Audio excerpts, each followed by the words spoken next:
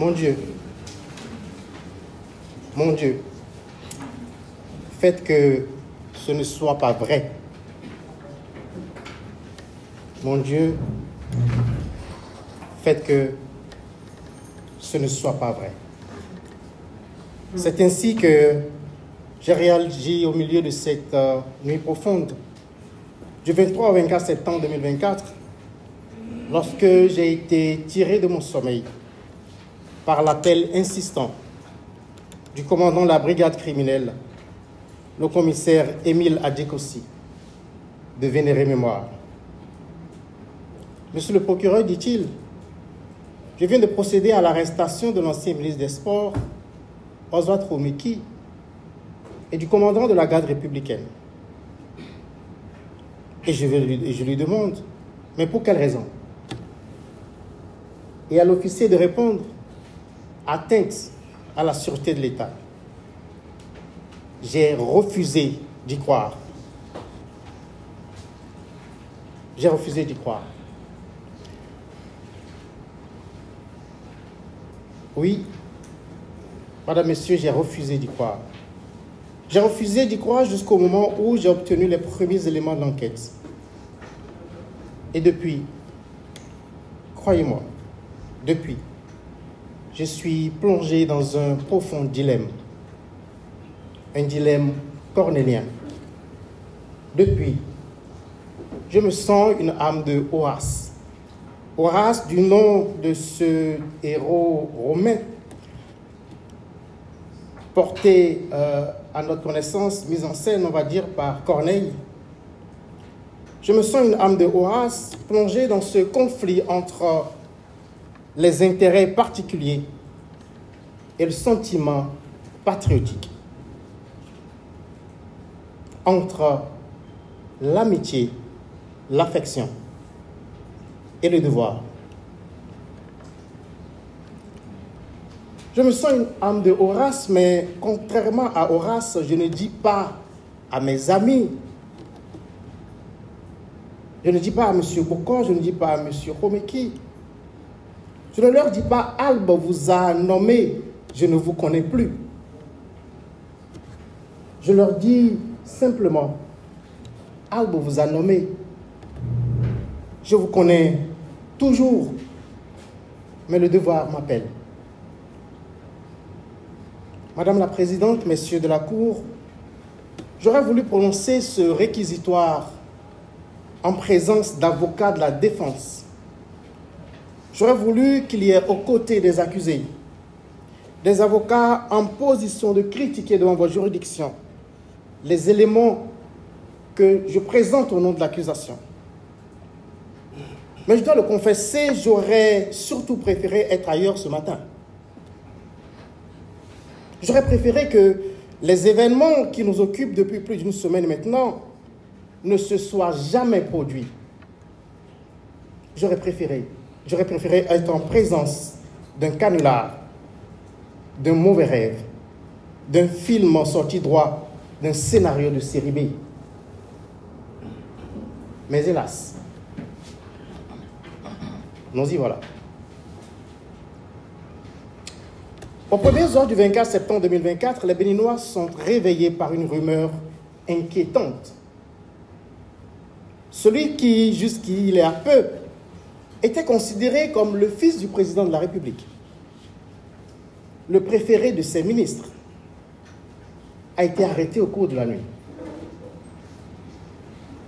Autre rumeur encore plus surprenante, encore plus inquiétante, l'homme le plus proche du président de la République. Son ombre. Celui-là qui, sans fonction officielle, concentrait pourtant entre ses mains tous les pouvoirs d'État, tel un président bis, a également été interpellé. Stupeur et désolation. J'allais dire débandade. Puis, dans le courant de la journée, ce qui n'était qu'une rumeur est devenu une information vérifiée. Le ministre Oswald Romeki et M. Olivier Bokor ont été interpellés pour complot contre la sûreté de l'État. Et le pays se mit à chuchoter.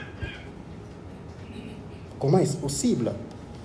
L'histoire racontée par la poursuite n'est-elle pas cousue de gros fil blanc? ce procureur menteur n'invente-t-il pas encore quelque chose? A-t-on l'idée de faire un coup d'État alors qu'on concentre entre ses mains tous les pouvoirs d'État? Quel est donc ce coup d'État où il n'y a ni troupes, ni plan d'attaque, ni projet de gouvernement? Mais peut-on sérieusement financer un coup d'État pour ensuite laisser le pouvoir entre les mains de militaires, avec l'espoir insensé qui le rendrait après une courte transition?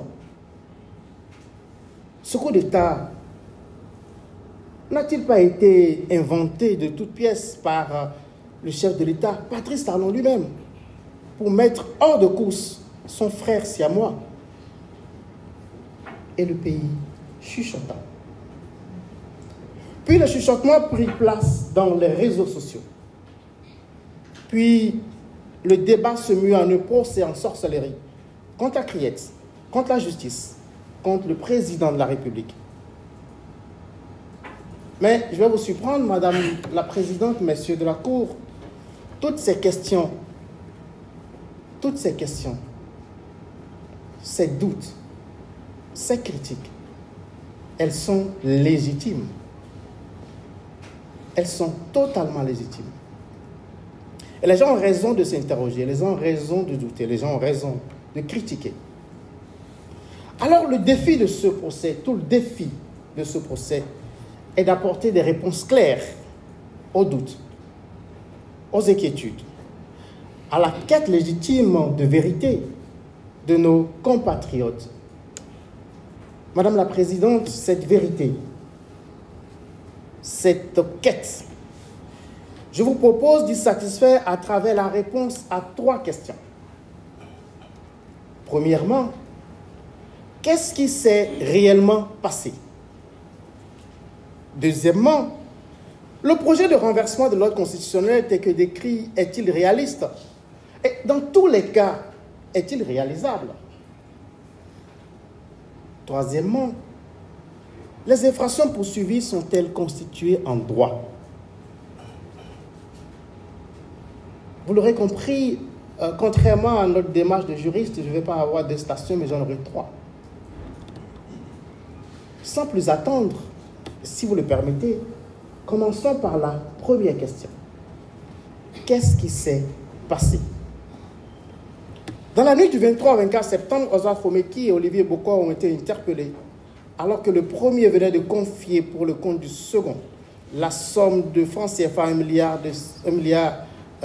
milliard de francs CFA, au commandant de la garde républicaine chargé de la sécurité du chef de l'État.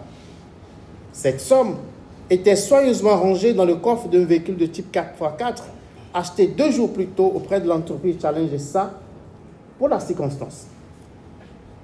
Après l'acquisition du véhicule, Oswald Fomeki l'a confié à son chauffeur Sanusi Ganeo, avec pour mission de le conduire à Zongo, où les plaques d'immatriculation originelles ont été enlevées.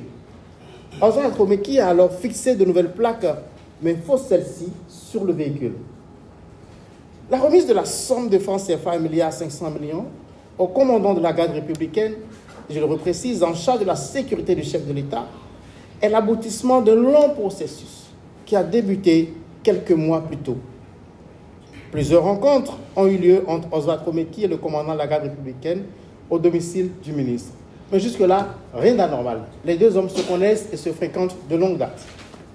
Cependant, ces visites habituelles se sont transformées en tribunes de critique de la personne du chef de l'État d'une part, et en occasion de libéralité exceptionnelle, j'insiste sur le mot exceptionnel, j'y reviendrai, au profit de celui qui assure la garde du premier des Béninois.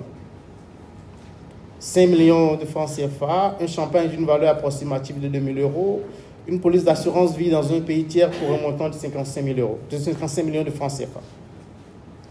Puis, une fois assuré d'avoir suffisamment acheté en griffe, le commandant Oswald Fomeki partage avec lui son projet.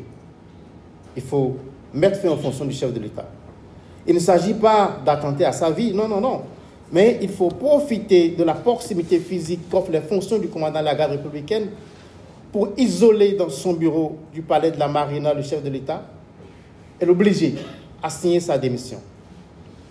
La somme de francs CFA, 1,5 milliard devait servir au financement du projet. La suite des investigations a permis d'établir qu'une partie de cette somme provient des retraits effectués par Adibekun Hugues sur les comptes de la société Groupement Technique Plus, dont il est le comptable. Cette entreprise a comme gérant, mais gérant de paille, Gbagidi Afontoyon de Gracias Corneille, mais le bénéficiaire effectif des activités de cette entreprise, c'est le beau-frère de M. Olivier Bokor, le nommé Roch Niri.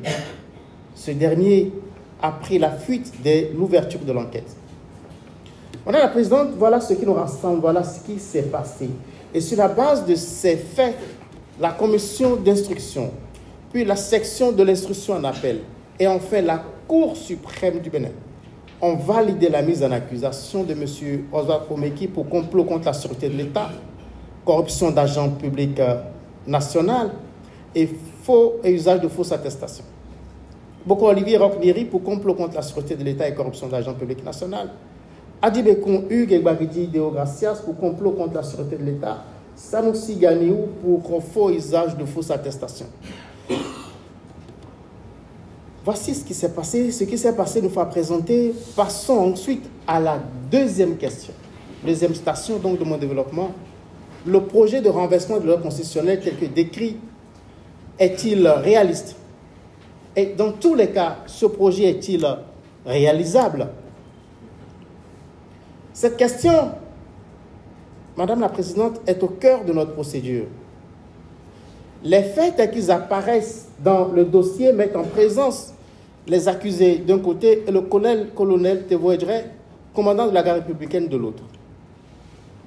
Aucun autre militaire gradé n'est impliqué. Aucun officier, aucun sous-officier, pas un seul homme de rang.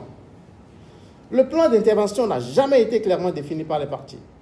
Alors, question légitime s'il en est. Peut-on raisonnablement penser qu'un seul commandant de la garde républicaine est en mesure de renverser le pouvoir en place? À cela, je vous propose deux éléments de réponse. Madame et Messieurs de la Cour, deux éléments de réponse. Le premier élément, c'est la séparation étanche des rôles entre les personnes impliquées dans ce projet. L'un met en place le financement et évite tout contact avec celui qui doit rendre le projet effectif. L'autre s'assure de l'adhésion du commandant de la garde républicaine et lui transmet les moyens d'action sans entrer dans les détails opérationnels et sans rencontrer les autres militaires impliqués pour, raison évidente, éviter qu'on ne remonte à lui en cas d'échec. Premier élément donc de réponse, séparation étanche des rôles entre les acteurs. Deuxième élément de réponse que je vous propose, Madame la Présidente, Messieurs de la Cour, sur la question de savoir si nous sommes en face d'une infraction impossible, c'est la façon de savoir, sur le point de savoir si les faits tels que décrits sont réalistes, sont réalisables. C'est dans l'histoire que je veux aller chercher cet élément de réponse. L'histoire de notre propre pays, le Bénin, mais également l'histoire beaucoup plus récente de notre continent africain. D'abord, l'histoire du Bénin. Vous le savez, cette histoire a été marquée par une grosse instabilité politique ouverte par l'irruption du colonel Christophe Soglo sur la scène politique. Le 28 octobre 1963, ce chef d'état-major général de l'armée prendra le pouvoir au premier président élu du Dahomey, Hubert Maga. Il va pour ainsi dire ouvrir la boîte de Pandore.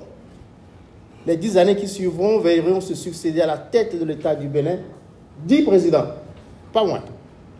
10 présidents. On en a même connu qui ont fait quelques heures au pouvoir.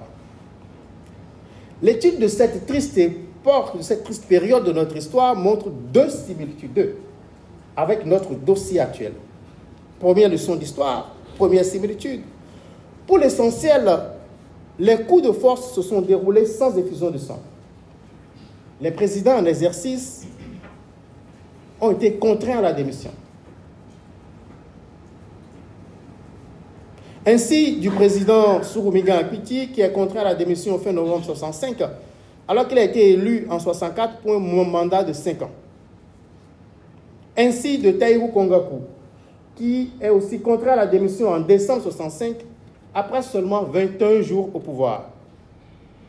Deuxième similitude, deuxième leçon d'histoire.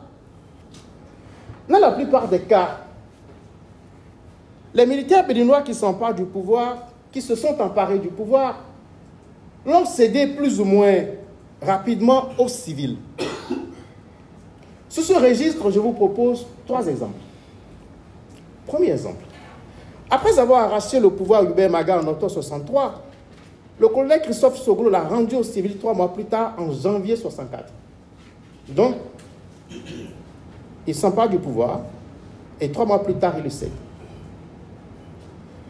Deuxième exemple, le commandant Maurice Kouandété, qui prend le pouvoir par la force au général Christophe Soglo le 17 décembre 1967, confie les rênes du pouvoir 4 jours plus tard au lieutenant-colonel Alphonse Salé. Il prend le pouvoir mais il n'exerce pas, il passe à quelqu'un d'autre.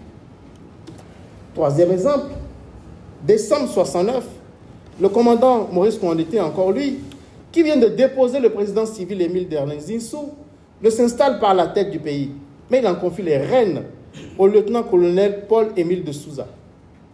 Et 5 mois plus tard seulement, soit en mai 1970, celui-ci rendra le pouvoir aux civils, notamment à Hubert Maga. C'est ce qui va ouvrir la période de ce qu'on a appelé le monstre à 3 têtes. Madame la Présidente, cette parenthèse d'histoire télégraphique, j'en conviens, je n'en suis pas un spécialiste, et donc s'il y a quelques inexactitudes, les spécialistes d'histoire m'en excuseront et m'enseigneront. Mais cette parenthèse d'histoire télégraphique nous montre bien qu'il est possible pour un militaire de prendre le pouvoir par les armes et de le céder plus ou moins rapidement à un civil élu. Même si ici, le colonel Thévo Edjere vous a dit que lui ne le céderait pas. Dans notre histoire, c'est déjà arrivé que des militaires prennent le pouvoir et le passent à des civils. Ce n'est pas inédit. Cette période d'histoire nous enseigne également que les coups d'État sont souvent l'œuvre de militaires qui gravitent dans l'entourage des chefs d'État. Ce n'est jamais un militaire qui est loin. Alors oui, le projet tel que présenté est bien réaliste. Et il n'est pas fou, n'est pas insensé. Celui qui étant sûr de son influence sur un militaire lui donne les moyens financiers d'organiser un coup d'État avec l'espoir qu'il le mettra en selle quelques temps après. C'est possible. C'est arrivé dans l'histoire de notre pays. Et c'est arrivé à plusieurs reprises. Madame la Présidente, Messieurs de la Cour, l'histoire récente de notre continent nous enseigne également que le projet de coup d'État tel qu'envisagé est non seulement réaliste, mais qu'il s'est déjà produit. Ici, nous envisagerons 2 exemples, le Gabon et le Niger. D'abord, le Gabon. 30 août 2023. Le chef de la garde républicaine, c'est-à-dire l'équivalent de notre colonel Thévo Edjere ici, renverse le président Ali Bongo qui vient d'être réélu dans des circonstances que tout le monde sait. Ali Bongo est placé en résidence surveillée. Et le nouveau maître du pays exige sans l'obtenir sa démission. Madame, Monsieur, pas un seul coup de feu n'a été tiré. Le pouvoir des Bongos, le long règne des Bongos, ce pouvoir a été renversé avec une facilité mais déconcertante. Deuxième exemple, à moins d'1 mois d'intervalle, au Niger, le coup d'État de 2023 intervient le 26 juillet. Le président Mohamed Bazoum est séquestré dans le palais présidentiel par des militaires de la garde présidentielle, c'est-à-dire l'équivalent du corps que commande le colonel Thévo Edjere ici. Et pendant qu'il est séquestré par la garde présidentielle, l'armée encercle le bâtiment et menace de donner l'assaut pour le délivrer. Et c'est là qu'entre en scène le général Abdourahmane Tiani, qui dirige la garde républicaine. Tiani, notre Thévo Edjere, qui prend la tête du pays. Et depuis, vous le savez, je ne vous l'enseignerai pas, il retient prisonnier au palais présidentiel son prédécesseur qui a refusé de signer sa lettre de démission. Mesdames et messieurs de la Cour, voici des exemples récents de coups d'État menés sans effusion de sang et dans une espèce de facilité déconcertante par des commandants de la garde républicaine. Alors, si vous avez encore des doutes sur le caractère réaliste ou réalisable de la mission confiée au colonel Thévo Edjere, vous avez votre réponse. Le projet tel que conçu est bien réaliste. Le projet, il est réalisable. Il a été réalisé au Bénin et plus récemment au Gabon et au Niger. Les deux premières questions ayant été abordées, qu'est-ce qui s'est passé? Le projet est-il réaliste? Est-il réalisable? Je vous propose d'envisager maintenant notre dossier dans la matière qui nous intéresse, le droit. Donc, de l'envisager en droit. Et ça nous conduit à la troisième question. Troisième question, donc, les infractions poursuivies sont-elles constituées en droit? Madame la Présidente, Messieurs de la Cour, Mesdames, Messieurs, pour la clarté de mon propos, vous me permettrez de me pencher d'abord sur les cas des accusés dont l'instruction à la barre n'a pas permis d'établir la culpabilité au-delà de tout doute raisonnable, avant d'envisager les éléments qui permettent de requérir la condamnation des autres accusés. Commençons par les accusés de la première catégorie, ceux dont je pense que vous pouvez prononcer l'acquittement. Ici, j'envisagerai les cas de trois accusés. D'abord, Baguidi, Aportoyon, Deogracias Corneille. Il est mis en accusation pour complot contre l'autorité de l'État. Il a nié les faits à toutes les étapes de la procédure. L'instruction préparatoire et l'instruction en vote barre ont permis d'établir que Baguidi est un employé au service de Roquenierie et qu'il n'est gérant de la société GTP que de nom. Vous relèverez que pendant que l'information n'a pas permis de mettre à sa charge des éléments probants, vous relèverez qu'il s'agit d'un gérant de paille et qui n'est même pas associé à la vie de l'entreprise dont il est le gérant, avant d'être associé à un projet aussi compliqué et aussi dangereux qu'un complot contre la sûreté de l'État. Madame la Présidente, deuxième cas dans cette catégorie, c'est le cas de Sanoussi Ganio. C'est le conducteur de Komeki Oswald. Il est mis en accusation pour fausse accusation et nie ses faits. L'instruction a établi que le 21 septembre 2024, il a été instruit au fin de conduire le véhicule de type K4 marque Toyota Prado immatriculé BR 0635 à Zongo pour y faire retirer les plaques minéralogiques. Il n'a pas nié avoir reçu cette instruction. Il reconnaît s'être exécuté. Mais à ce sujet, il ne vous aura pas échappé, Madame et Messieurs de la Cour, que le seul fait de retirer une plaque minéralogique d'un véhicule ne suffit pas à caractériser l'infraction de faux et d'usage de faux, tel que prévu par l'article 311 du Code pénal. Parce que cette infraction, c'est une infraction intentionnelle. Rien dans le dossier ne prouve qu'en toute connaissance de cause, Sanoussi Ganio a retiré les plaques minéralogiques pour les remplacer par de fausses plaques. Du reste, la fixation des fausses plaques n'est pas son œuvre. Ce n'est pas lui qui a fixé les fausses plaques. C'est son employeur. Dernier cas dans cette catégorie des personnes dont je compte requérir l'acquittement, c'est Adjibekoun Crépin Hugues. Il a également été mis en accusation pour répondre de l'infraction de complot contre la sûreté de l'État. Mais Madame la Présidente, Messieurs de la Cour, son renvoi devant vos juridictions et surtout son placement en détention provisoire tiennent d'une part à son rôle de comptable et de gestionnaire des finances de toutes les entreprises de Roquenierie, mais d'autre part, et surtout, c'est là, puisqu'on a vu le DAF qui a comparu ici, n'a même pas été inculpé, d'autre part, à sa fuite de l'ouverture de l'enquête. Il allait en effet se réfugier à Lomé lorsqu'il a été interpellé au poste de péage de Grand Popo. En tant que comptable de Roquenierie, c'est entre ses mains que sont reversées toutes les sommes retirées des comptes des entreprises. C'est lui qui a encaissé les chèques de 600 millions de francs CFA retirés des comptes de la société JTPSA les jours qui ont précédé le 23 septembre. S'il est vrai que ces retraits ont atterri dans les valises retrouvées au domicile de Komeki Oswald, l'analyse du fonctionnement pour le moins atypique des entreprises de Roquenierie ne montre pas que le comptable Adjibekoun Hugues connaissait la destination et l'usage des fonds. Personne dans la procédure ne l'a directement mis en cause comme étant un des acteurs du complot. Il est même plus logique, mesdames, messieurs, il est plus logique de penser que pour une entreprise criminelle aussi délicate, la raison recommande que les personnes informées soient strictement limitées, que le nombre de personnes informées soit strictement limité.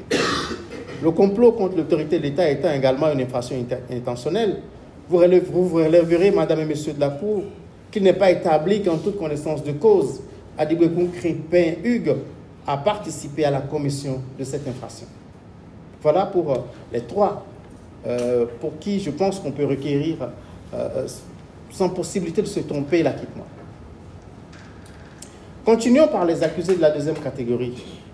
Ici, Madame la Présidente, et pour l'intelligibilité de mes propos, vous me permettrez de structurer mon développement autour des deux infractions majeures. J'évoquerai la dernière plus tard. Les deux infractions majeures que sont le complot contre l'autorité de l'État et la corruption d'agents publics. D'abord, le complot contre l'autorité ou la sûreté de l'État.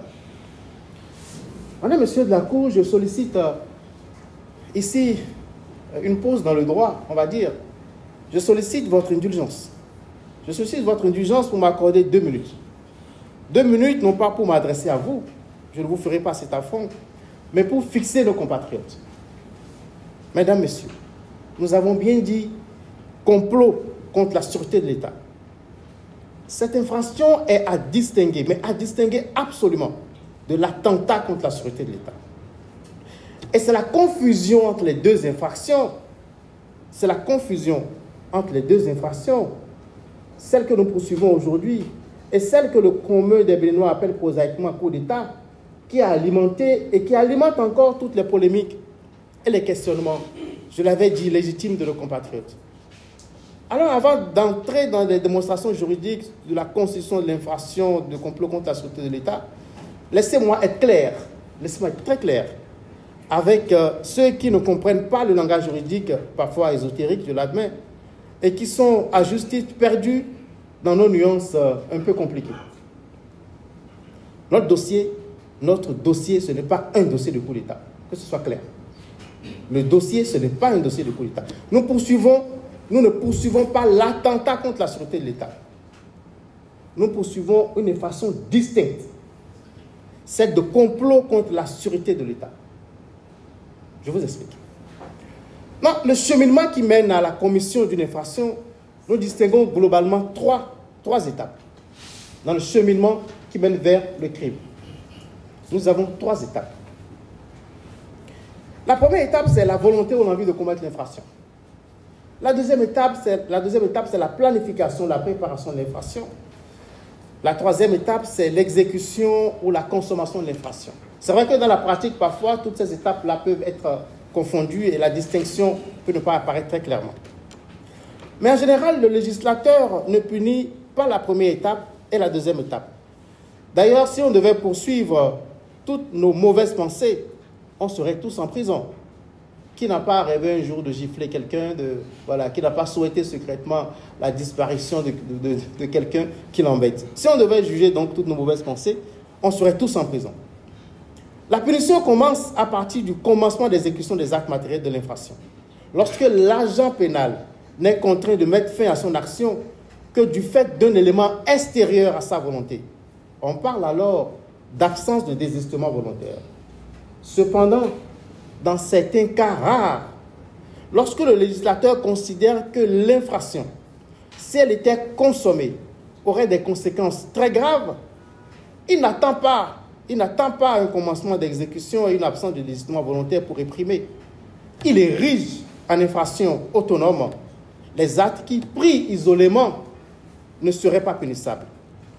C'est le cas, par exemple, de l'infraction d'excès de vitesse, qui tend à prévenir une infraction plus grave qu'est l'homicide ou les blessures involontaires, qui pourraient résulter d'un accident de circulation. C'est le cas aussi d'une pluralité d'actes préparatoires d'un attentat terroriste. On parle alors, dans ces cas, d'infraction obstacle. C'est l'exemple type de l'infraction qui nous réunit aujourd'hui. C'est l'exemple type de l'infraction de complot contre la sûreté de l'État.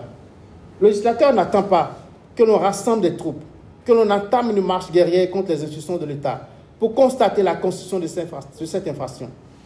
Il anticipe toute volonté de renverser l'ordre constitutionnel et en punit les auteurs dès lors qu'il existe le moindre acte, aussi minime soit-il, qui concrétise ou trahit leur volonté d'attenter à l'autorité de l'État. Alors, ceux qui disent qu'il n'y a pas coup d'État dans notre dossier, qu'aucun coup d'État ne se fait avec un seul militaire futur commandant de la garde républicaine, Alors, je vais vous surprendre, ceux-là, ils ont raison. Ils ont raison parce qu'il n'y a pas justement de coup d'État dans leur dossier. Mais ils ont tort, madame, monsieur. Ils ont tort car ils se trompent de procès. Ils ont tort car notre dossier n'est pas celui d'un attentat pour renverser l'ordre constitutionnel, mais celui d'un complot en vue de commettre cet attentat. Et ça, c'est différent. C'est très différent. Madame la Présidente, cette digression faite, cette digression qui ne vous était pas adressée, mais qui me paraissait nécessaire, venons-en maintenant à la démonstration en droit que j'annonçais au début de mes propos. Au terme de l'article 194 alinéa 3 du Code pénal, je cite, « constitue un complot la résolution arrêtée entre plusieurs personnes de commettre un attentat lorsque cette résolution est caractérisée par un ou plusieurs actes matériels. » Ainsi, pour que l'infraction de complot contre la sûreté de l'État soit constituée, il faut trois éléments. Premièrement, la résolution arrêtée entre plusieurs personnes. Deuxième élément, la concrétisation de cette résolution par un ou plusieurs actes matériels. Dernier élément, un but qui est celui de commettre l'attentat. L'article 193 du même code donne des indications précises sur la notion d'attentat. Cette disposition précise que pour être retenu, l'attentat doit avoir pour but, et je cite, soit de détruire ou de changer le régime constitutionnel, soit d'inciter les citoyens ou habitants à s'armer contre l'autorité de l'État ou à s'armer les uns contre les autres, soit à porter atteinte à l'intégrité du territoire national.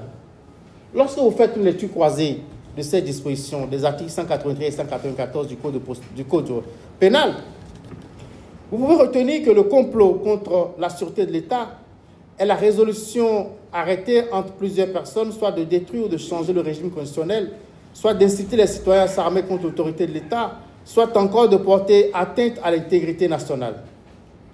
Comme je le précisais il y a un instant, le Code distingue l'attentat contre la sûreté de l'État et le complot contre la sûreté de l'État. Alors que, pour être constituée, l'infraction d'attentat contre la sûreté de l'État doit se concrétiser dans un acte matériel d'exécution ou de commencement d'exécution. Pour que le complot contre la sûreté de l'État soit constitué, la simple acceptation morale et l'expression de la volonté à poser des actes ayant vocation à porter atteinte à l'autorité de l'État suffit.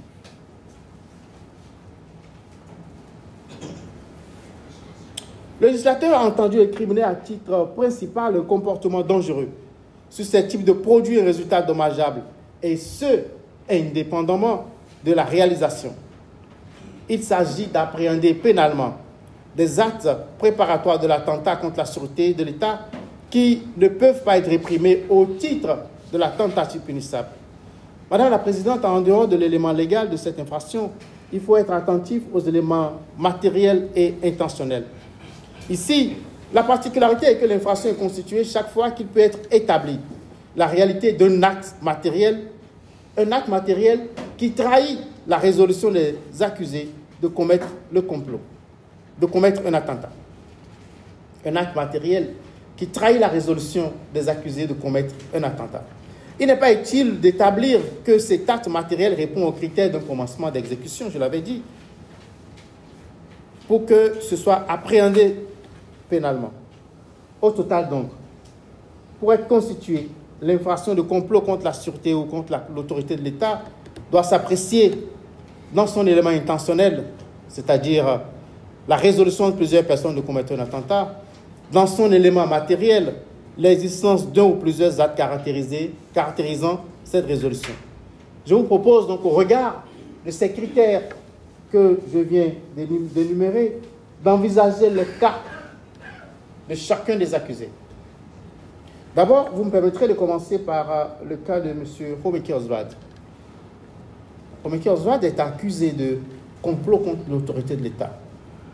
Homeke Oswald a nié les faits à toutes les étapes de la procédure, même s'il n'a pas déposé, il n'a pas voulu donner sa version des faits devant vous. Lorsque vous l'avez interrogé à l'ouverture du procès en présence de ses avocats, il vous a dit, Madame la Présidente, je ne reconnais pas les faits. Donc, il ne reconnaît pas les faits. Alors, il soutient n'avoir jamais confié au commandant de la garde républicaine chargé de la sécurité du chef de l'État la mission de mettre fin aux fonctions de ce dernier et partant de provoquer un changement de régime constitutionnel. Ces dénégations, je vais vous le démontrer, ne peuvent pas prospérer. Ça ne peut pas prospérer, ça ne peut pas tenir. Ça ne peut pas emporter votre conviction. Non seulement Oswald Romeki était résolu à provoquer le changement du régime constitutionnel, mais en plus de cette résolution, il y a des actes matériels qui viennent concrétiser cette résolution. Il n'y a aucune difficulté à réunir en ce qui le concerne l'élément moral et l'élément matériel de l'infraction de complot contre la sécurité de l'État. Pour ce qui est de l'élément intentionnel, l'on peut non seulement situer la naissance de la résolution, mais démontrer que cette résolution est demeurée intacte jusqu'à son interpellation dans la nuit du 23 septembre 2024. Madame la Présidente, la résolution de commettre un attentat contre la sûreté de l'État et de provoquer un changement brutal du régime constitutionnel est apparue chez les accusés entre le 15 mars 2024 et le 30 mai 2024. Les dates ici sont importantes. Entre le 15 mars 2024 et le 30 mai 2024. Vous me demanderez pourquoi. Pourquoi j'affirme cela? En voici les raisons. Je vais vous donner un certain nombre de dates et je vous prie d'y prêter attention car elles sont importantes pour la compréhension du dossier. Oswald Romeki a démissionné de son poste de ministre en charge des sports le 6 octobre 2023 après avoir soutenu publiquement que pour lui, Olivier Boko a le meilleur profil pour remplacer Patrice Talon en 2026. À la suite de cette démission, il s'est engagé dans les mouvements de soutien à la candidature de Boko Olivier. Il a lui-même déclaré devant la commission d'instruction, lors de son interrogatoire du 17 octobre 2024, qu'il assurait la coordination de la dynamique au B26. Seulement, voilà. Le 15 mars 2024 est intervenue au Bénin la réforme du code électoral. Cette réforme, en renforçant le système partisan, a fait des grands partis politiques les seuls regroupements susceptibles de désigner des candidats aux élections présidentielles. Cette loi ferme la porte de la présidentielle aux candidats indépendants comme M. Olivier Boko. C'est donc à partir de cette date que les accusés ont commencé à envisager d'autres moyens pour assurer l'élection de Olivier Boko au présidentiel de 2026. Cette résolution a été progressivement exprimée par Oswald Romeki au commandant de la garde républicaine. En effet, 2 mois après le vote du nouveau code électoral, soit le 30 mai 2024, et c'est pourquoi je vous avais donné les bornes de naissance de l'intention, le 30 mai 2024, Oswald Romeki va laisser transparaître pour la première fois cette résolution. À cette date, qu'est-ce qu'il y a? Il y a que Romeki Oswald a reçu à son domicile le commandant de la garde républicaine, le colonel Dieudonné Thévoëdré. Et selon ce dernier que je cite, et qui vous l'a répété devant vous, l'entretien a porté exclusivement sur la personne du chef de l'État. Cet entretien a consisté de sa part, de la part de Oswald Romeki, à dénigrer le chef de l'État et à me révolter contre l'autorité. Fin de citation. Entre cette date du 30 mai 2024 et le 30 juillet 2024, Oswald Romeki a invité le commandant de la garde républicaine à son domicile au moins à 3 reprises. Les différentes conversations entre lui et son invité ont porté sur le même sujet à chaque fois. Ces conversations laissent apparaître qu'il avait continué à mûrir l'idée d'un attentat contre la sûreté de l'État. Selon le commandant de la garde républicaine, c'est dans l'année du 30 juillet 2024 que Oswald Romeki a évoqué pour la première fois le mot coup d'État. Oswald Romeki a justifié son idée par le fait que le chef de l'État ne voulait pas partir et se préparait à briguer un 3e mandat et qu'il fallait l'en empêcher en le faisant partir par un coup d'État. Ça, c'est les déclarations du colonel à l'enquête devant la commission d'instruction. Vous l'avez au procès verbal D13. Par la suite, les rencontres du 27 août 2024 et les autres qui ont suivi entre Oswald Romeki et le colonel Dieudonné Thévoëdré ont bien montré que le premier demeurait résolu à provoquer par les voies illégales le changement du régime constitutionnel. Mesdames et messieurs, il sera difficile à Romeki Oswald de réfuter l'existence de sa résolution à provoquer un changement non constitutionnel du régime en place. Bien plus. Bien plus. Les suppositions, bien plus. Bien plus que des suppositions. Bien plus que des suppositions. Cette résolution s'est concrétisée à travers des actes matériels. La résolution, l'intention que je viens d'établir, s'est concrétisée à travers des actes matériels. Ces actes matériels, Madame la Présidente, se sont succédés dans le temps. D'une part, ces actes matériels consacrent la consommation de l'infraction et sont de deux ordres. Deux types d'actes matériels qui viennent, on va dire, asseoir l'élément intentionnel. D'une part, vous avez les actes que je qualifie d'actes de générosité inhabituelle à l'égard de celui qui est en charge de la sécurité du chef de l'État. D'autre part, vous avez, et c'est plus grave encore, les actes de fourniture de moyens pour commettre l'attentat. Voyons, si vous le voulez bien, ce qui, dans le dossier, apparaît comme des actes de générosité inhabituelle.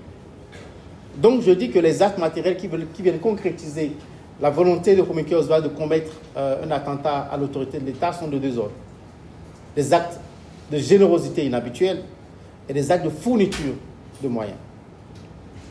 Voyons les actes de générosité inhabituelle. C'est des actes qui étaient destinés à préparer le commandant de la garde républicaine à l'acceptation de la mission qui allait lui être confiée.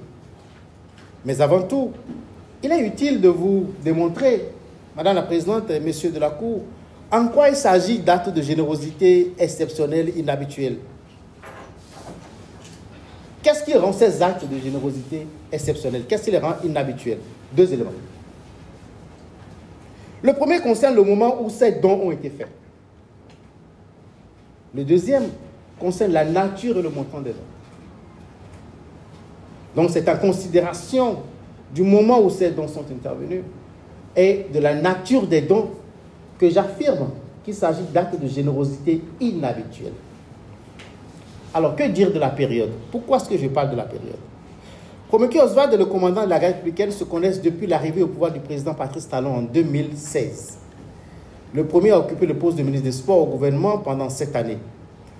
À sa sortie du gouvernement, Romeki Oswald a vu ses revenus annuels qu'il évalue lui-même à 70 millions de francs CFA baisser. Il a reconnu devant la commission d'instruction être dans une phase de lancement de nouvelles activités génératrices de revenus. Or, et fort curieusement, c'est précisément alors qu'il avait le moins de ressources, que Oswald Romeki s'est senti obligé de multiplier les gestes de générosité à l'endroit de celui qui assure la sécurité du chef de l'État. Donc, sur le moment, il y a un vrai questionnement. C'est quand les revenus sont en baisse qu'il devient plus généreux vis-à-vis de quelqu'un envers lequel il n'avait pas une si grande générosité. Maintenant, qu'est-ce qu'on peut retenir sur la valeur des dons? C'est le deuxième élément qui rend ces actes de générosité exceptionnels, qui les rend inhabituels. Sur le montant des dons, pendant qu'il était ministre des Sports, Romeki Oswald n'a jamais offert ni au colonel ni à son association une somme de 5 millions de francs CFA. Vous l'avez entendu le colonel le dire ici, ça n'a jamais même atteint 1 million, à se dire. Mais bizarrement et tout aussi brusquement, alors que ses revenus sont en baisse, sans aucune demande de la part du commandant de la garde républicaine, Oswald Romeki a multiplié les gestes de générosité à son égard à compter du 30 juin 2024. Nulle part dans le dossier, nulle part, depuis l'enquête préliminaire, vous ne verrez que les dons sont consécutifs à des demandes, ou à une expression de demande de la part du colonel. Nulle part. Vous ne verrez ça. Alors donc, le 30 juin 2024, il lui offre 50 millions de francs CFA. 5 millions, pardon. 5 millions de francs CFA. À quel moment de l'instruction, Romeki a contesté la réalité de ce don. Il n'a jamais dit qu'il ne lui a pas offert 5 millions de francs CFA. Et en remettant cette somme, au colonel, il a affirmé, quelqu'un m'a fait un cadeau et j'ai pensé à toi, j'ai voulu faire 50-50 avec toi. Alors, le colonel témoignerait, le bénéficiaire du don était le premier à être surpris par cet accès brusque de générosité. Il vous a déclaré, il a déclaré l'enquête et devant les magistrats instructeurs. J'étais assez surpris parce que pendant qu'il était en activité, parlant de Komeki Oswald, il ne m'a jamais offert aucun franc. Mais, madame, messieurs, ce n'était pourtant que le début. Car une semaine plus tard, soit le 7 juillet 2024, le niveau de générosité de celui qui était pourtant en phase de lancement de ces entreprises va atteindre un nouveau sommet. Il a invité le commandant de la garde républicaine pour proposer de lui ouvrir un compte dans les livres de la NCA Bank en Côte d'Ivoire. Il lui explique alors que c'est un compte secret. Je dis exprès NCA Bank pour rester dans la chronologie pour qu'on puisse comprendre plus tard que en fait ce n'est pas NCA Bank mais NCA Assurance.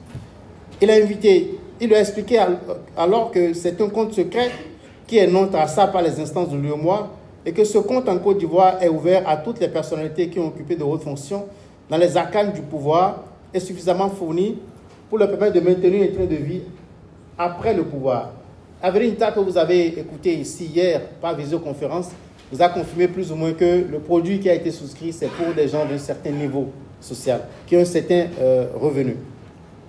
Pour concrétiser cette promesse, Oswald Komeki a transmis au commandant de la garde républicaine, dès le lendemain 8 juillet 2024, une fiche à remplir.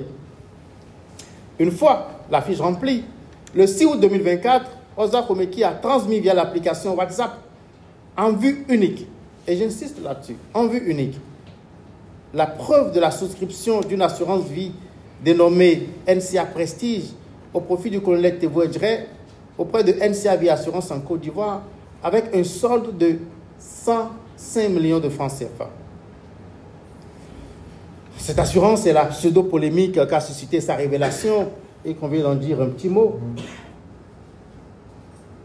Mais ce n'est plus nécessaire puisque j'avais prévu d'en dire un petit mot, mais ce n'est plus nécessaire parce que celui qui s'est chargé des formalités de mise en place de cette assurance vous a précisé hier qu'en réalité, il n'y avait que 55 millions sur le compte et que les 105 millions n'étaient qu'une simulation qu'il avait effectuée avec un faux numéro de police, mais bien l'identité du colonel Thévo Edjere, pour envoyer l'image à M. Komeki Oswald. Madame la Présidente, dans le but de la manœuvre, est de montrer au commandant de la garde républicaine qu'il lui a été fait un don de 105 millions sous la forme d'une police d'assurance vie sécurisée dans un pays tiers, même si dans la réalité, il n'y a que 55 millions sur le compte. Mais 55 millions, vous en conviendrez, c'est déjà beaucoup. C'est une somme colossale. Cette générosité extrême de la part d'un homme qui vient de perdre son poste de ministre, cette générosité exclusivement dirigée vers le chef de la sécurité présidentielle. Cette générosité, mesdames, messieurs, elle n'est pas neutre. Pour se défendre de ce don, Komeki Oswald a soutenu devant les magistrats instructeurs qu'il s'agissait d'un prêt. Il a dit que c'était un prêt. Mais vous relèverez que cette thèse ne peut pas prospérer. Elle ne peut pas prospérer pour au moins deux raisons. La première, c'est qu'on ne prête qu'à celui qui est en mesure de rembourser. Or, Oswald Komeki connaît très bien le niveau de rémunération du commandant de la garde républicaine et sait que celui-ci n'a nullement les moyens de lui rembourser un prêt aussi important. 55 millions ou 105 millions, il ne peut pas. Et il a lui-même dit devant la commission d'instruction qu'avant ça, il n'avait jamais fait aucun prêt. Il n'avait jamais consenti aucun prêt à son ami le colonel Thévo Edjere. Mais la deuxième raison, c'est que s'il s'agissait d'un prêt, le commandant de la garde républicaine, ne connaissant pas l'existence de ce produit et n'ayant rien sollicité, où était l'urgence à mettre en place cette assurance vie à son profit? Mais la vérité, quand vous analysez la précipitation avec laquelle l'opération a été effectuée, vous voyez bien qu'il s'agit d'un cadeau offert dans un but précis. Notez vous-même. Komeki Oswald a parlé de l'existence de ce produit au colonel le 7 juillet 2024. Déjà le lendemain, 8 juillet, il lui demande de lui produire les informations utiles à la mise en œuvre, à la mise en place de l'assurance. 8 juillet, dès le lendemain. Le 2 août, l'assurance était déjà souscrite avec un montant de 5 millions de francs CFA. Le 6 août, alors qu'il n'y avait encore aucun dépôt, à part les frais d'ouverture 5 millions de francs CFA, au niveau de la police d'assurance, il demande une simulation, il demande qu'on lui envoie la preuve qu'il y avait 105 millions sur le compte et il envoie cette preuve en vue unique au colonel. Et le 9 août, la somme de 50 millions de francs CFA a été remise à Enveni Tajak par Ozar Komeki pour être déposée sur le compte. Ce dépôt a été effectif le 10 août 2024. Madame, Messieurs, il n'y a pour moi aucun doute que cet enchaînement de générosité n'avait qu'un seul but: briser la loyauté du chef de la sécurité présidentielle. Et pour être complet sur ce registre des dons exceptionnels, il faut ajouter la bouteille de champagne blanc de blanc Salon Ménil, d'une valeur d'environ 2 000 € qui, selon le commandant de la garde républicaine, était destinée à célébrer la réussite de l'attentat contre la sûreté de l'État, ou pour parler prosaïquement du coup d'État. Les actes matériels résultant des gestes de générosité inhabituels exposés, il convient à présent de se pencher sur les actes matériels du complot contre la sûreté de l'État, tels qu'ils se concrétisent dans la fourniture de moyens. Donc, je vous avais annoncé 2 séries d'actes. Les actes qui, pour moi, trahissent une générosité exceptionnelle et inhabituelle, et les actes qui se concrétisent dans la fourniture de moyens pour commettre l'attentat. D'emblée, je vous fais observer que la résolution de commettre l'attentat contre la sûreté de l'État ne s'est pas matérialisée que dans des gestes de générosité inhabituels. Cette résolution a pris également corps dans la fourniture de moyens destinés à réaliser l'attentat. Et sous ce chapitre, il faut s'intéresser d'une part à la découverte de la somme de 2,5 milliards de francs CFA au domicile de Komeki Oswald, et d'autre part aux conditions de remise de cette somme au commandant de la garde républicaine. Sur la découverte de la somme de 1,5 milliard, il est aisé d'arriver à bout des dénégations de M. Komeki Oswald, qui soutient que cette somme était destinée à financer des activités politiques normales. Ce n'était pas le financement d'une activité politique normale. Et mon analyse ici en pointera 2 canaux. D'abord, l'origine des fonds, ensuite, leur destination. Sur l'origine des fonds, les variations proposées par Komeki Oswald le long de la procédure établissent une volonté manifeste de masquer la vérité. En effet, le 24 septembre 2024, peu de temps après son interpellation, Komeki Oswald a soutenu que la somme de 1,5 milliard de francs CFA retrouvée en sa possession provient de ses économies et des petits investissements. Je le cite, hein, économies et petits investissements. Fin de citation. Le 1er octobre 2024, devant le juge de la liberté et de la détention, j'y étais. Il a maintenu la même version. Curieusement, le 17 octobre 2024, il a changé de version devant la commission d'instruction et a affirmé que cet argent lui avait été transmis par un ami du nom de Roch Niri. Changement de ton, changement de version sur l'origine. Mais comme vous avez pu le constater, il a été formellement établi qu'une partie de cette somme,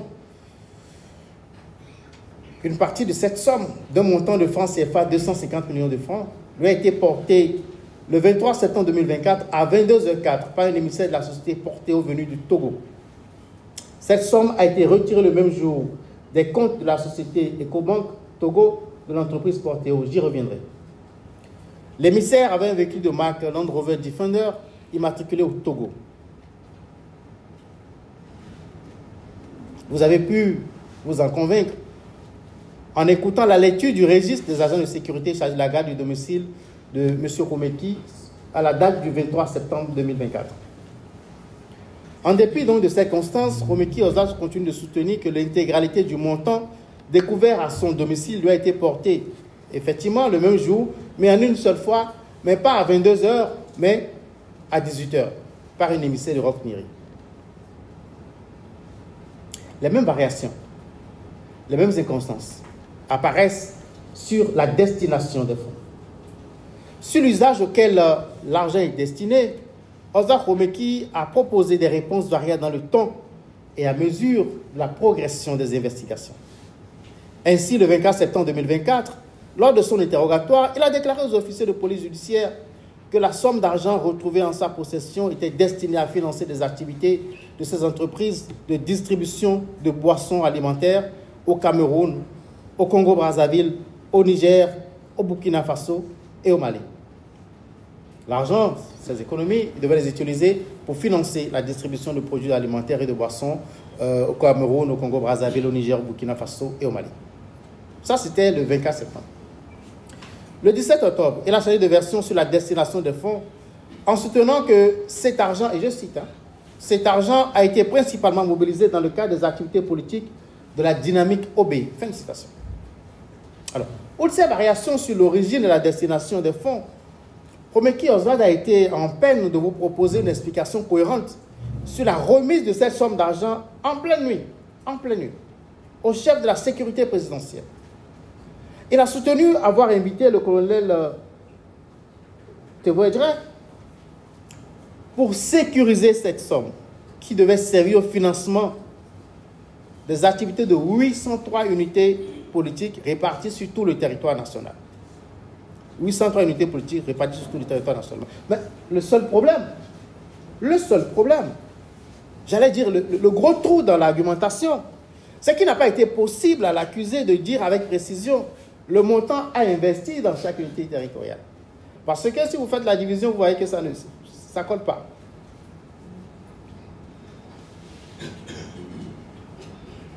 Le montant investi dans chaque unité politique, il n'a pas été en mesure de vous le dire. Il a été en mesure, il n'a pas voulu dire non plus, là où il en a été capable, de donner l'identité des responsables de ces unités politiques. Il n'a pas pu indiquer leur localisation, encore moins à quel découpage territorial correspondent ces unités politiques. 77 communes, enfin c'est ce qu'on m'a appris, mais 803 unités politiques, ça correspond à quoi? Le découpage, c'est comment est-ce qu'on en est arrivé à 803? Aucune explication. Enfin, il a été en peine d'expliquer le canal de transmission de cette somme aux unités politiques. Comment est-ce qu'il entendait, dès le lendemain, après avoir envoyé l'argent dans son ancienne maison, dans son ancien appartement à Fitrocet, comment est-ce qu'il entendait distribuer ce 1,5 milliard aux unités politiques dès le lendemain? Il n'en a rien dit. Mais la vérité, Madame la Présidente, la vérité, Madame et Messieurs Dako, c'est que l'idée de ces fameuses idées politiques est apparue plus tard comme justification lorsque l'accusé a réalisé qu'une petite enquête de patrimoine sur sa personne suffit à établir qu'il ne pouvait pas disposer à titre personnel, en tout cas, il ne peut pas le justifier d'une somme aussi colossale. Vous noterez qu'à l'opposé de cette justification fabriquée de toutes pièces, vous avez les déclarations constantes et cohérentes du colonel Tebouedre sur la destination des fonds. À toutes les étapes de la procédure et sans aucune variation, le chef de la sécurité présidentielle a soutenu qu'Ozwald Komeki s'est engagé à mettre à sa disposition pour la réalisation du coût la somme, et je cite, 2,5 milliards de francs CFA pour son financement. Cette somme, je continue la citation, devait servir à couvrir 3 volets, à savoir intéresser les acteurs avec lesquels je devais organiser le coup, intéresser les chefs de corps de l'armée de terre et de la garde nationale pour éviter qu'ils fassent obstacle à l'opération le jour J, assurer mes arrières et celles de ma famille au cas où le coup échouerait. Fin de citation. Vous retiendrez que les propos du colonel Tebouedre Dieudonné sont corroborés par les conditions de remise des fonds. Alors que, sur ces conditions, disons un mot, alors que l'argent devait être remis au colonel Tebouedre Dieudonné le dimanche 22 septembre 2024, Oswald Komeki l'a contacté ce même jour pour l'informer qu'il était à 95% de mobilisation et qu'il reportait la remise des 10 fonds au lendemain, 23 septembre 2024. Le 23 septembre 2024, à 22h32, soit exactement, vous noterez la coïncidence, exactement 15 minutes. 15 minutes. Après le départ de son domicile, de l'émissaire venu de Lomé avec la somme de 250 millions de francs CFA, Komeki Oswald a appelé le commandant de la garde républicaine pour lui dire que les fonds étaient prêts. Le véhicule de Lomé arrive, 22h04, sort de là, 22h12, 22h32, Komeki appelle le commandant pour dire « Bon, l'argent est prêt. Outre cette coïncidence entre le moment de la réception des 250 millions de francs CFA et l'appel émis vers le colonel, Ozwa Komeki a affiché une attitude qui indique que cette remise de fonds était destinée à tout, sauf au financement d'une activité politique normale. L'attitude de Komeki Ozwa ce soir-là, vous l'avez décortiquée à la barre avec les agents de sécurité. Cette attitude prouve que l'argent n'était pas destiné à une activité normale. En tout cas, c'était destiné à quelque chose de pas clair. Et là encore, vous avez trois postures, trois attitudes, trois choix de Komeki qui sont incriminants. Premier comportement suspect. Premier comportement suspect, ce soir-là, dans la nuit du 23 au 24 septembre. Premier comportement suspect. Contrairement à ses habitudes, il a indiqué aux agents de sécurité de son domicile qu'il attendait des visites dans la nuit et qu'il allait se charger de les accueillir lui-même. L'agent de sécurité présent cette nuit, le nommé Agbonzo Vinako Basile, que vous avez entendu ici, a confié que c'est la première fois que Komeki Ozwa leur donnait une telle instruction. Je le cite. Certes, il lui est arrivé de nous dire qu'il attend des invités et de préparer la salle d'accueil et de ne pas déranger les visiteurs, mais c'est la première fois qu'il est allé jusqu'à nous demander de quitter complètement la guérite. Premier comportement suspect.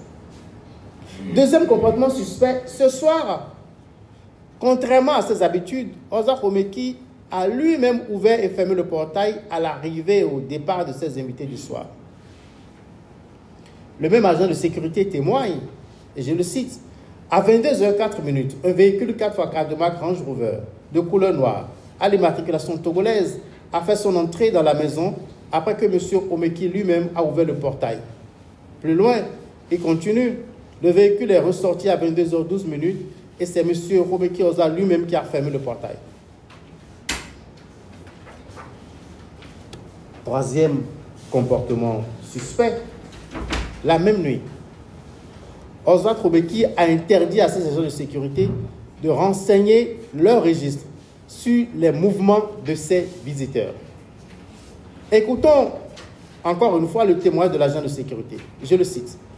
Avant de quitter, j'ai voulu prendre le registre de garde, mais M. Komeki Ozwa, avec insistance, nous l'a interdit. Vous l'avez au dossier au PVD 15. Madame la Présidente, les comportements inhabituels de M.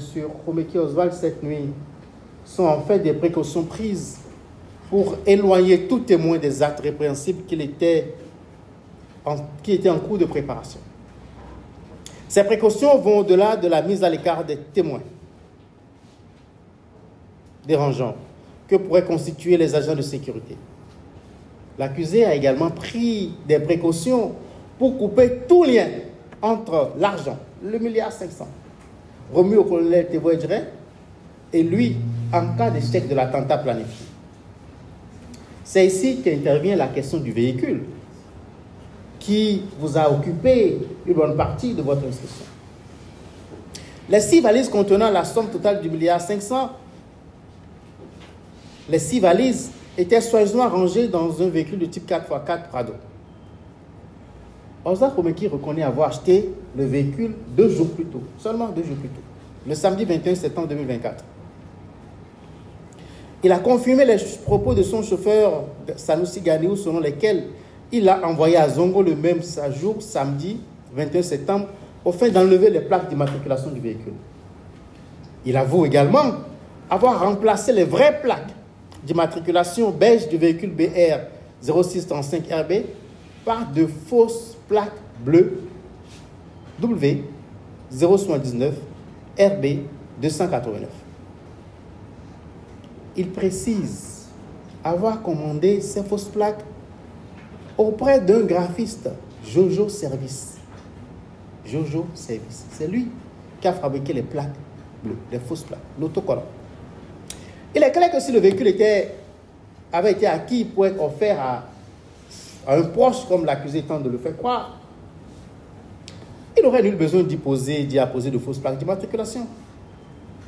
il n'aurait pas eu besoin davantage de violer les procédures légales de réimmatriculation d'un véhicule. Vous avez entendu ici le directeur des titres de l'ANAT qui vous a expliqué la procédure de réimmatriculation. Le changement de plaque est d'autant plus suspect que l'accusé n'avait pas encore payé le prix d'achat du véhicule. En réalité, mesdames, messieurs, les fausses plaques n'ont été collées sur le véhicule que pour couper tout lien entre lui et l'objet du délit. J'ai été long sur cette infraction. Je m'en excuse. J'ai été très long, mais c'était nécessaire. Pour me résumer. Khomeki Oswald a, courant mars-avril 2024, pris la résolution de commettre un attentat contre la sécurité de l'État. Cette résolution est restée constante jusqu'à son interpellation dans la nuit du 23 au 24 septembre 2024. Cette résolution s'est concrétisée à travers 2 séries d'actes matériels, destinés pour la première série à déterminer le commandant de la garde républicaine chargé de la sécurité du chef de l'État à adhérer au projet, et pour la seconde série, à lui fournir les moyens destinés à l'exécution du projet. Envisageons à présent, Madame la Présidente, Messieurs de la Cour, le cas de Olivier Bokor sur l'infraction de complot contre la sûreté de l'État.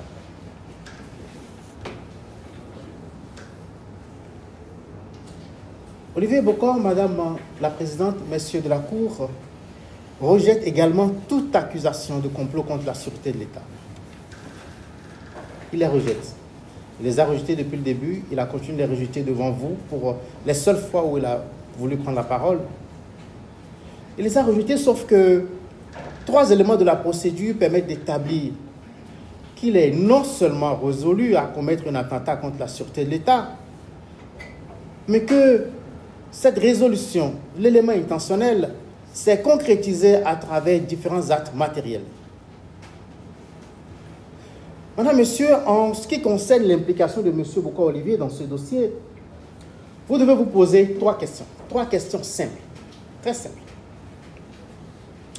Première question, qui a intérêt? Première question, qui a intérêt? Deuxième question, qui a les moyens de financer? Troisième question, qui a financé? La réponse à ces 3 questions vous mènera directement vers M. Bokor. Qui a intérêt? Qui a les moyens de financer? Qui a financé? La réponse à ces 3 questions vous conduit directement vers M. Bokor. D'abord, la première question, qui a intérêt? Il n'est pas contesté que c'est Olivier Bokor qui est le bénéficiaire de toutes les activités politiques menées par Ozar Khomeki depuis son départ du gouvernement le 6 octobre 2023. Ozar Khomeki a lui-même expliqué que son départ du gouvernement a fait suite à son affirmation publique selon laquelle Olivier Bokor est le mieux placé pour remplacer le président de la République en 2026.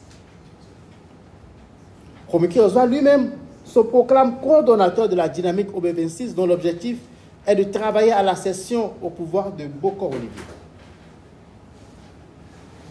Même s'il s'en défend, Madame, Monsieur, même s'il s'en défend, non seulement Olivier Bokor a informé des activités et des initiatives prises par Khomeki Oswald pour assurer sa prise de pouvoir, mais il les a soutenus.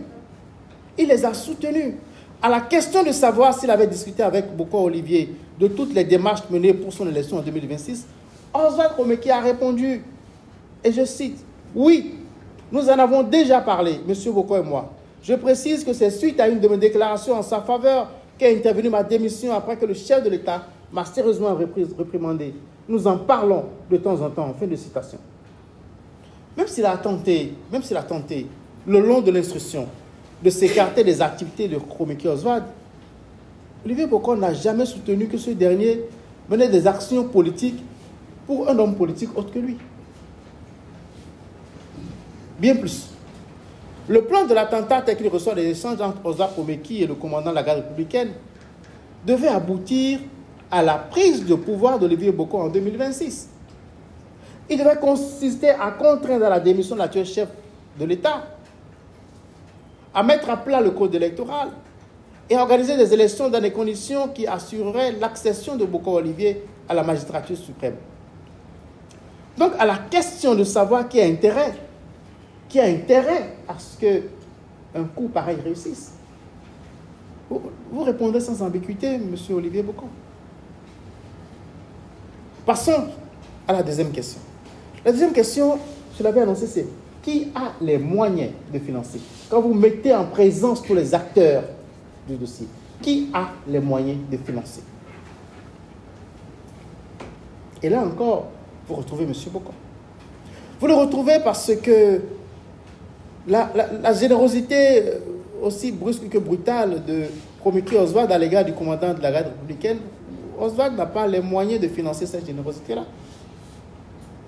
Des aveux même de Oswald Romeki, ses revenus annuels, qui étaient d'environ 70 millions de francs CFA, étaient en baisse depuis sa sortie du gouvernement. Quand on gagne 70 millions par an, on ne peut pas faire un cadeau de 60 millions à un ami qui n'a rien demandé en moins de 3 mois. Vos revenus annuels sont de 70 millions. Et dans l'intervalle de 3 mois, vous offrez 60 millions à quelqu'un qui ne vous a rien demandé. Si vous faites la comparaison, ce n'est pas l'argent de Oswald. De ses propres déclarations de revenus, il ne peut pas financer cette générosité. Il n'avait pas les moyens de cette générosité à l'égard du colonel. Or, vous l'avez vu, le 30 juin 2024, pour la première fois en 8 années d'amitié, il lui a offert 5 millions. Il a mis en place une police d'assurance vie à hauteur de 55 millions.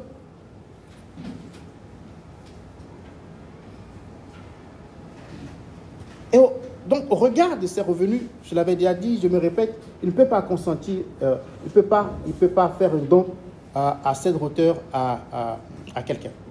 Alors, c'est vrai qu'il dit que c'est un prêt, mais on ne peut pas faire un prêt à cette hauteur. On ne peut pas gagner 70 millions et prêter par an et prêter 60 millions à un fonctionnaire de l'État dont on sait qu'il n'a pas les moyens de rembourser. Et, autre élément dans ce registre, lorsque la proposition de la mise en place de cette assurance vie a été faite au commandant de la garde républicaine, ce dernier a clairement affirmé à Romeki Oswald qu'il n'en avait pas les moyens. Et à cela, qu'est-ce que Romeki lui a répondu? Ne t'en fais pas, le grand frère va s'en charger. Ne t'en fais pas, le grand frère va s'en charger. Et au colonel, tu vas dire de préciser que c'est Olivier Bokor que Romeki désignait pas le grand frère. Encore sur un autre registre. Romeki a confié à Avenir Jacques que les fonds destinés à la mise en place de l'assurance vie devaient provenir pour 50 millions de francs CFA d'un ami. Il y a toutes les raisons de penser que cet ami généreux, c'est Olivier Bokor. Et je pense même que ce n'est pas que les 50 millions, je pense que c'est l'intégralité des 105 millions. Alors, quand Romeki déclarait des revenus annuels de 70 millions de francs CFA, Olivier Bokor a déclaré à la commission d'instruction que ses revenus annuels moyens sont de l'ordre de 4 milliards de francs CFA pour des charges variant entre 1 milliard et 1 milliard 500 millions. Vous l'avez lu ici hier. Au regard de ce niveau de revenus, quand vous mettez en présence quelqu'un qui gagne 70 millions par an et l'autre qui gagne 4 milliards par an, vous voyez très bien des deux qui peuvent sortir 1 milliard 500. Alors si vous avez encore des doutes, mesdames, messieurs, si vous avez des doutes sur qui a les moyens de financer, vous répondrez que ce n'est certainement pas Oswald Romeki. Envisageons à présent la dernière question en ce qui concerne M. Olivier Bokor. Qui a financé? Je vous ai montré tout à l'heure que Olivier Bokor dispose non seulement des moyens pour financer l'attentat contre la sûreté de l'État, mais le long de l'instruction, il a été établi qu'une partie, au moins des sommes saisies au domicile de Romeki Oswald, provient directement d'Olivier Bokor.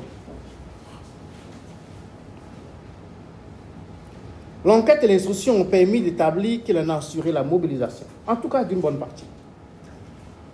Pour s'en convaincre, je vous rends attentif à 2 éléments à charge. Et ces deux éléments, je vous demande de suivre le parcours de l'argent.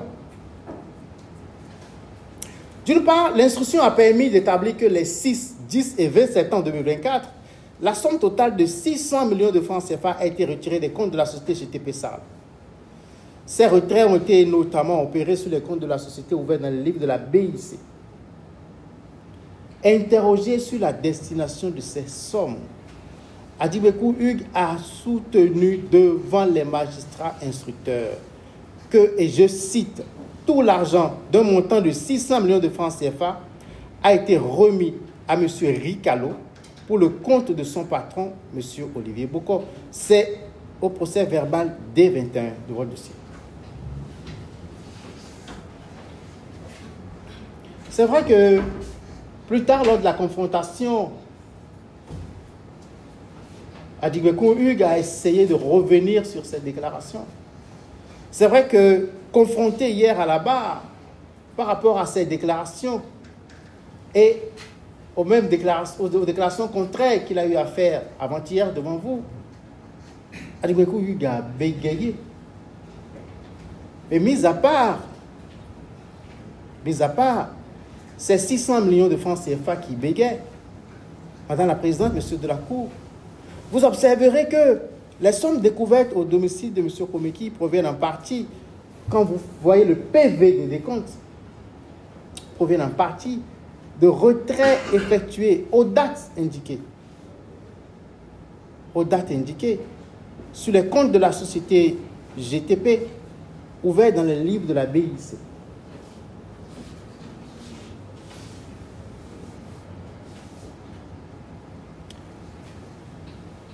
Suivez donc cette preuve directe, ces 600 millions de francs CFA qui ont quitté les comptes de la société GTP, qui ont été remis par Ricalo à M. Boko et qui ont atterri, vous voyez, je crois que ça défile derrière moi, vous allez voir les étiquettes, et qui ont atterri au domicile de Komeki. D'autre part, Olivier Boko reconnaît lui-même avoir demandé à obtenir de la société Porteo qui loue de ses immeubles à Cotonou le paiement en liquide de la somme de francs CFA 250 millions.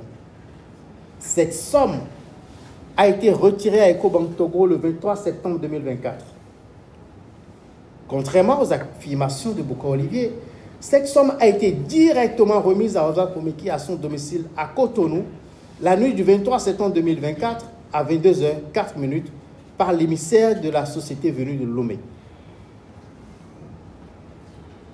Après l'interpellation de Komeki Oswald, la somme de 250 millions de francs CFA a été retrouvée dans le véhicule à son domicile.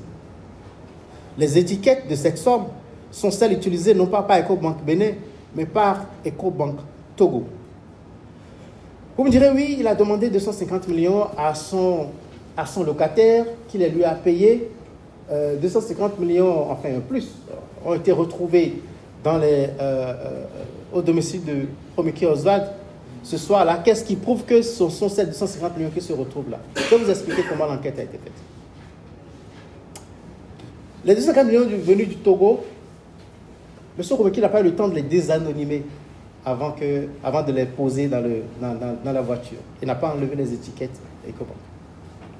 Et sur les étiquettes, vous verrez bien Ecobank, vous verrez la date de retrait et vous verrez le nom, les initiales de l'argent qui a fait l'opération, qui a fait l'étiquetage. À partir de là, de cette découverte, et évidemment, ça faisait 250 millions. Le lot portant ces étiquettes-là, provenant de Ecobank, c'est 250 millions. Pas plus, pas moins. 250 millions. À partir de ces constats, nous avons saisi Ecobank ici pour leur dire d'avoir à nous préciser qui a fait un retrait de 250 millions dans leur compte le jour même, le 23. La réponse de Ecobank Bénin a été claire. Ça, ce ne sont pas nos étiquettes, ce sont les étiquettes de Ecobank Togo. On est remonté donc à Ecobank Togo. À partir de demandes d'information, on est remonté au compte d'où les fonds ont été tirés. 250 millions de francs CFA tirés le 23 septembre 2024 n'ont été tirés que sur un seul compte au niveau de Ecobank Togo. C'est des comptes de la société Porteo.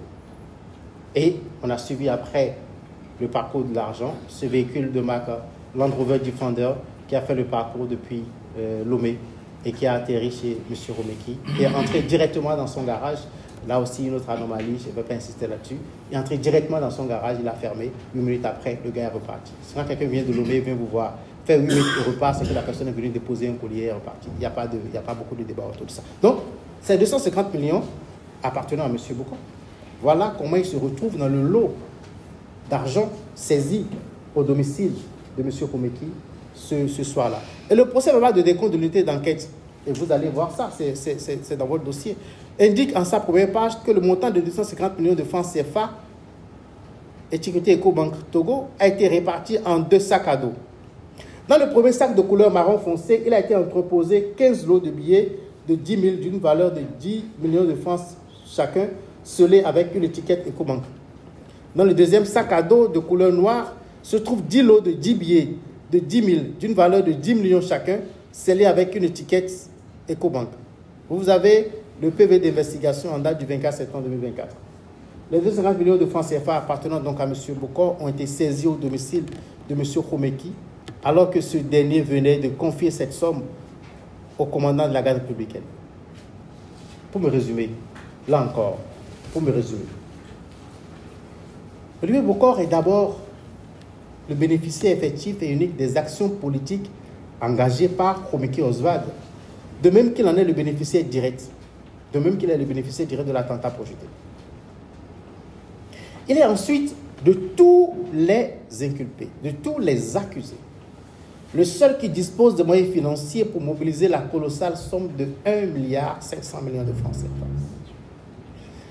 Il est enfin celui qui a assuré la mobilisation effective des sommes saisies au domicile de Romeki Oswald. Vous avez pu suivre le voyage des 250 millions de francs CFA payés par un de ses locataires depuis Ecobank Togo jusqu'au domicile de Romeki Oswald. Vous avez pu suivre ce parcours des 600 millions de francs CFA qui bégaient, transité par les mains de Adigbekoun Hugues, remis à Ricalo et ayant probablement atterri dans les mains de M. Boko. Passons à revue donc cette fois-ci le cas de Roch Nyeri. Alors, dès le début des investigations, Roch Nyeri, il a pris la fuite. La nuit même, il est parti. Cependant, un mandat d'arrêt de la commission d'instruction, le mandat d'arrêt de la commission d'instruction, ainsi que l'arrêt de mise en accusation et la convocation à la présente audience lui ont été régulièrement notifiés à sa dernière adresse connue. Je dis ça, c'est des éléments de procédure importants sur lesquels vous devez vous pencher pour vous prononcer sur le point de savoir s'il peut être jugé. Et je vous dis qu'il peut l'être en son absence parce que, 1, le mandat d'arrêt a été notifié à son dernier domicile connu. 2, l'arrêt de mise en accusation a été notifié à son dernier domicile connu. 3, la convocation de la présente audience a été notifiée à son dernier domicile connu. Roch Nyeri a été cité abondamment le long de l'information par Oswald Romeki et Olivier Bokor. Oswald Romeki le désigne comme étant celui qui lui a confié la somme totale de 1,5 milliard de francs CFA. Olivier Bokor, quant à lui, désigne Roch Nyeri comme étant celui à qui il a demandé de remettre la somme de francs CFA, 250 millions de francs CFA en liquide, payée par la société Porteo. Au-delà des déclarations des deux accusés qui le placent directement au cœur de la mobilisation des ressources destinées à financer l'attentat, il existe au moins 3 éléments qui placent Roch Nyeri au centre du complot. D'une première part, Roch Nyeri, beau-frère de Bokor Olivier, qu'il soutient politiquement, n'a affiché jusque-là aucune ambition politique personnelle. Toutes les actions politiques de Roch Nyeri ont pour bénéficier Olivier Bokor.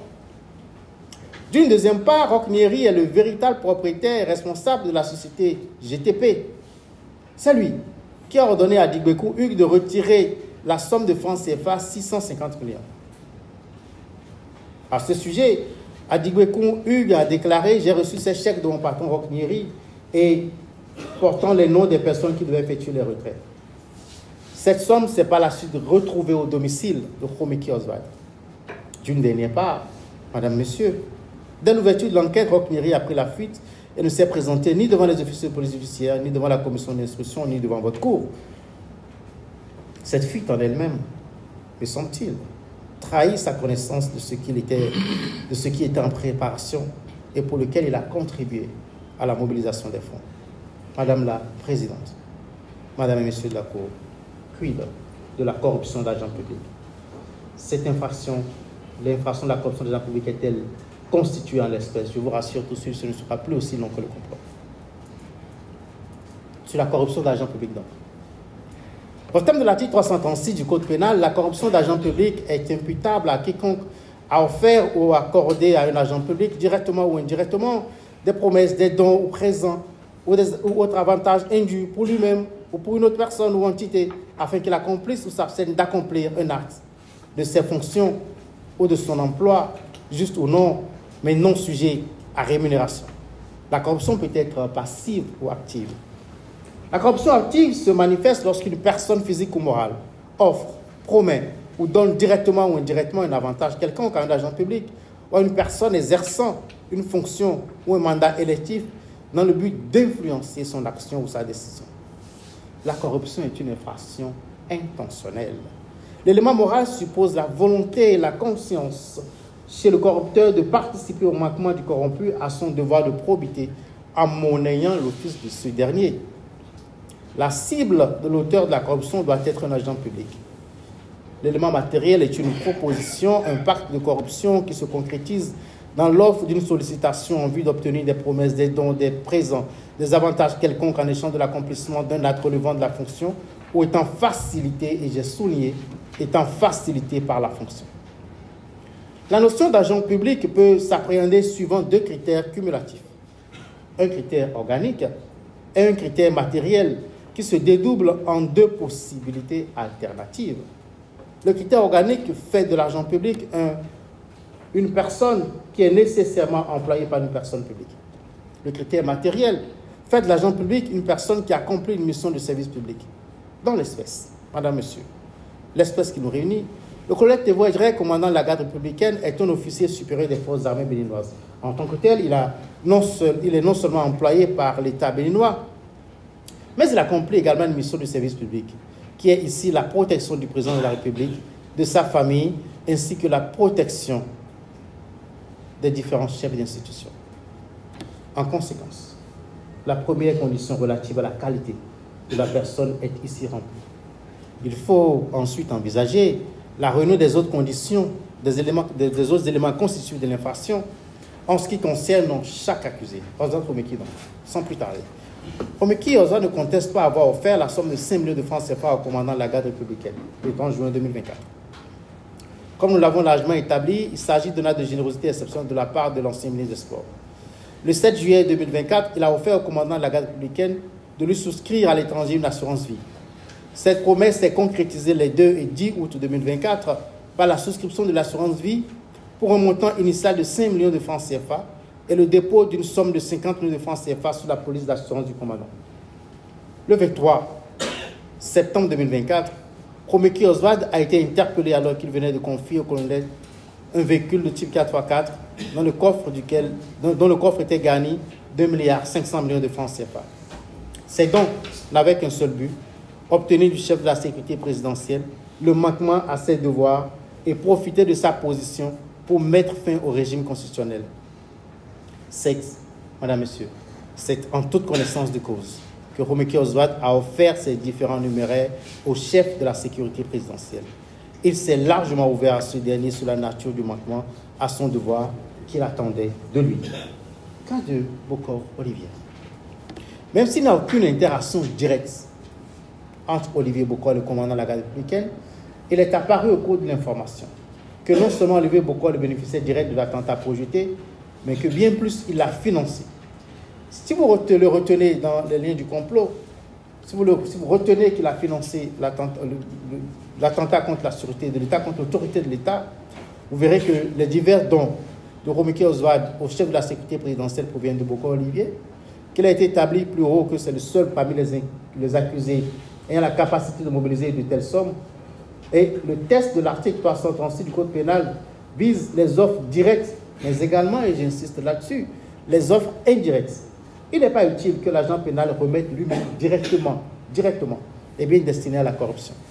En l'espèce, le seul fait d'avoir confié des ressources à Omeki Oswald pour convaincre le chef de la sécurité présidentielle a usé de la facilité d'accès au chef de l'État que lui offre son poste pour écarter ce dernier du pouvoir est suffisant pour cristalliser à l'égard de Bokar Olivier la constitution de l'infraction de corruption d'agents publics, cas de Roch Nyeri. Roch Nyeri a participé activement via les comptes de la société GTP Sal à la mobilisation des fonds remis au colonel Thévo Edjeren par Romeki Oswald dans le but de l'inciter à commettre l'attentat contre la sûreté de l'État, objet de la présente procédure. En assurant la mobilisation de ces fonds, Nyeri Roch avait parfaitement conscience de leur destination. Il a ainsi indirectement fait des dons en vue d'inciter le chef de la sécurité présidentielle à manquer à ses obligations. Il n'en faut pas davantage. Il n'en faut pas davantage pour le mettre en accusation du chef de corruption d'agents publics. Voyons, si vous le voulez bien, survolons même la toute dernière infraction, le faux et l'usage de faux. Le chef de l'infraction, vous le savez, c'est l'article 311 du Code pénal qui punit, je cite, « Quiconque a contrefait, falsifié ou altéré les permis, certificats, livres et cartes, bulletins, récépissés, passeports, laissez-passer ou autres documents délivrés par les administrations publiques en vue de constater un droit, une identité ou une qualité ou accorder l'autorisation. » Ici, la constitution de cette infraction à l'égard de Romeki Oswald ne suscite aucun débat. Lui-même, il a avoué avoir posé de fausses plaques d'immatriculation sur le véhicule saisi à son domicile, véhicule qu'il a acquis 2 jours auparavant et dont il n'a pas fini de payer les prix. Lui-même, il a avoué avoir passé commande de l'autocollant au graphiste Jojo Service. Donc, là-dessus, sur le faux et l'usage de faux, il n'y a pas de débat, Madame et Messieurs de la Cour. Madame la Présidente, Madame et Messieurs de la Cour, l'article 194 du Code pénal dispose le complot ayant pour but les crimes mentionnés à l'article 193, s'il a été suivi d'un acte commis ou commencé pour en préparer l'exécution, est puni de la détention criminelle à temps de 10 ans à 20 ans. Si le complot n'a pas été suivi d'un acte commis ou commencé pour préparer l'exécution, la peine est celle de la détention criminelle à temps de 5 ans à 10 ans. L'article 336 du Code pénal dispose quant à lui est puni de la réclusion criminelle à temps de 5 ans à 10 ans et d'une amende égale au triple de la valeur des promesses faites, des choses offertes ou accordées, sans que la dite amende puisse être inférieure à 200 000 francs CFA, quiconque a offert ou accordé à un agent public, directement ou indirectement, des promesses, des dons ou présents, ou autres avantages indus pour lui-même ou pour autre personne ou entité, afin qu'il accomplisse ou s'abstienne d'accomplir un acte de ses fonctions ou de son emploi, juste ou non, mais non sujet à rémunération. Madame la Présidente, Mesdames et Messieurs de la Cour, l'enquête de moralité des accusés ainsi que les bulletins numéro 1 que vous nous avez présentés hier, les judiciaires, figurent au dossier et sont sans particularité. L'enquête de moralité leur est même favorable. Les examens médico-psychologiques et psychiatriques montrent que tous les accusés sont sains d'esprit. Ils jouissent de toutes leurs facultés mentales et en voie par voie de conséquence, ils sont accessibles à la sanction pénale. C'est au bénéfice de toutes ces observations et la mort dans l'âme que je requiers qu'il plaise à votre cour. Statuons publiquement, par défaut à l'égard de Roch Nyeri et contradictoirement à l'égard des autres accusés. Prononcer l'acquittement des accusés Sanoussi Ganiou, Adigbeko Hugues, Bagedi Corneille. Prononcer l'acquittement des accusés Sanoussi Ganiou, Adigbeko Hugues, Bagedi Corneille. Déclarer les accusés Bokar Olivier, Romeki Oswald et Roch Nyeri coupables de complot contre la sûreté de l'État et de corruption d'agents publics nationaux. Déclarer Romeki Oswald coupable de faux et usage de faux. Condamner Roch Nyeri à 20 ans de réclusion criminelle, à 1,5 milliard d'amende ferme et aux frais. Condamner Roch Nyeri à 20 ans de réclusion criminelle, à 1,5 milliard d'amende ferme et aux frais. Condamner Bokar Olivier et Romeki Oswald à 10 ans de réclusion criminelle et à 1,5 milliard d'amende ferme chacun et aux frais. Prononcer la confiscation au profit de l'État de la somme de francs CFA 1,5 milliard de francs, 1,5 milliard saisis au domicile de Romeki Oswald dans la nuit du 23 au 24 septembre. Prononcer la confiscation du véhicule du type Toyota Prado immatriculé BR 0635 au profit de l'État. Recevoir l'agent du du Trésor représentant l'État béninois en sa constitution de partie civile. Arbitrer souverainement quant à sa demande d'indemnisation. Madame la Présidente, Messieurs de la Cour, j'ai dit. Merci, ministre.